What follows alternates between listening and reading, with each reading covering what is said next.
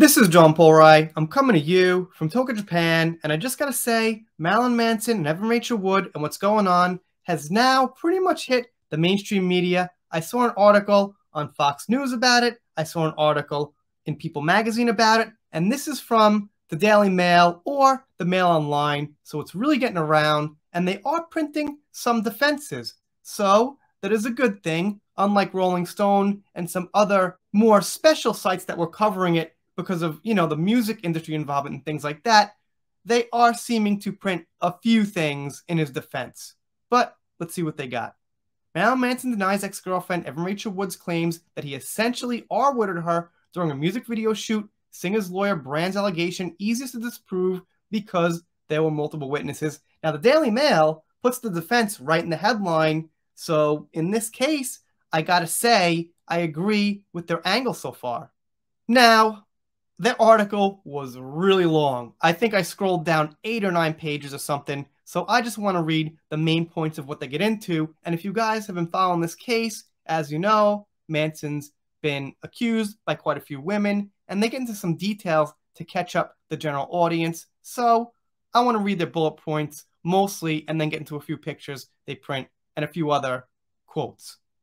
Wood, 34, has shared more details about the abuse she allegedly suffered at the hands of her ex-boyfriend, Manson, obviously letting us know that she had already started saying things in the media. But of course, with her documentary, Rising Phoenix, she's going to have to start upping the level, and the claims are going to have to get more and more fantastic to get more and more attention, because this is pretty much her job these days, is the activism, because I can't remember her in a major movie or anything like that in a really long time. She also is a musician, but not too many people actually know about it. The allegations come in a new documentary, Rising Phoenix Part 1 Don't Fall, which premiered at the Sundance Film Festival and will air on HBO in March. Wood and Manson met when she was 18 and he was 37, and she recalled how he got physical with her for the first time when she was drunk. Alright, look, not the best look. At 37, you probably shouldn't be dating 18-year-old girls. However, in the music industry, throughout history, it has happened. It's not an abnormal thing. She said he isolated her from her friends and family and would attach threats of violence to compliments. Okay? We do have pictures of her all over with the family. Usually, he's pretty submissive and looks bored. In Disneyland, at their house, things like that. I'm not sure if that exact timeline lines up with what she said, but it does seem at some point they were at least friendly enough to take pictures with him and smile and, be civil. Wood said, scarification was a way to show ownership and loyalty, and I carved it right next to my vajayjay to show him that I belong to him. Is that his fault that she did that? Could she have done that maybe on her own will anyway? I wouldn't do it. I can't relate, but it would probably take a lot for someone to force me to do something like that, so close to something like that. While shooting the Heart-Shaped Glasses music video in 2007, she says a simulated sex scene turned real when he penetrated her without her consent.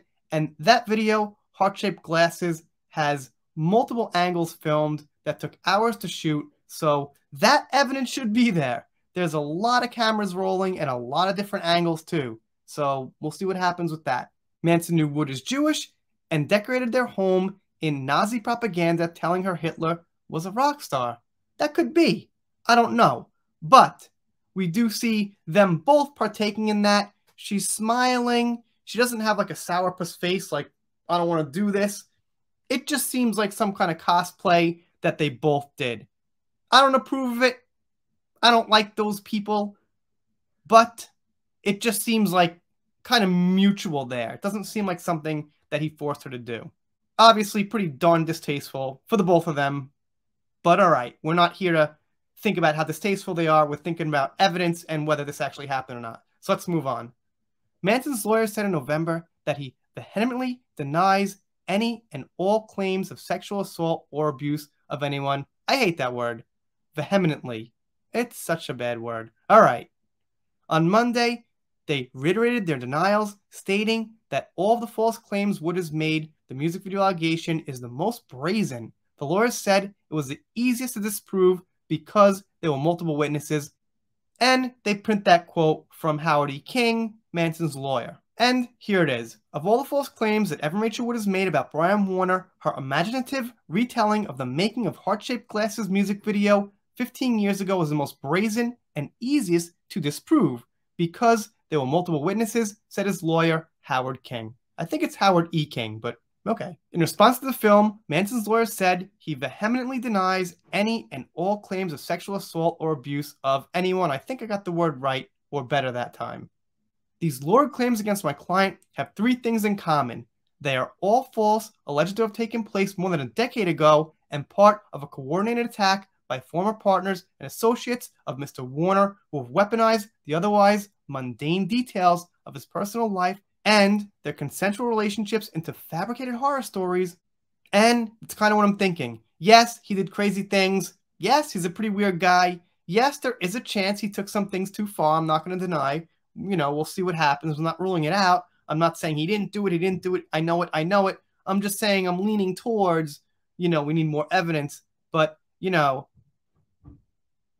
the point I'm making is they take existing things about his life from the past and they amplify those into these horrible, terrible, abusive, crazy things now.